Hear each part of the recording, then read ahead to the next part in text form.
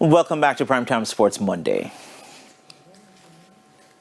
Now, it was a festive mood at Devotion on Monday morning at the North Street campus of Kingston College as they celebrated their 36th hold on the Mortimer Geddes Trophy, the symbol of supremacy in local high school boys athletics. Here's Garfield Jones. When the curtains came down on the final night of the Issa Grace Kennedy Boys and Girls Championships on Saturday, the celebrations to mark the 100th year anniversary of Kingston College were turned up a notch.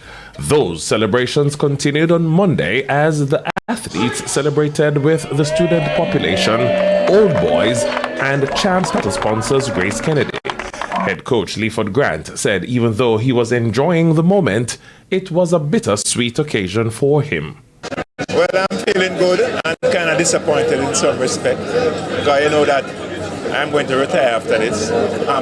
But we have to savor this moment and go and enjoy the victory. Despite challenges from arch rivals Calabar and Jamaica College, Grant said he was totally confident his team would come out on top. Quite frankly, I was not worried because everything went down to plan. 1 and 2 times there were mistakes made, but you have to plan for those in championships. As somebody who have won it a couple of times, and try to reorganize on the day to try and recuperate those points. I was not worried. Principal Dave Myrie had high praises for the fight shown by the athletes over the 5 days. If you bet against KC, you do so to your own peril. I said year after year in various competitions, and it has proven that because you know something, our boys live our motto: the brave may fall but never yield.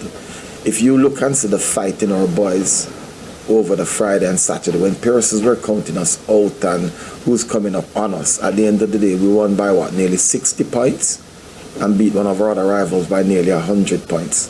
All right, and it just shows that KC will always dig deep. And we're always going to come back.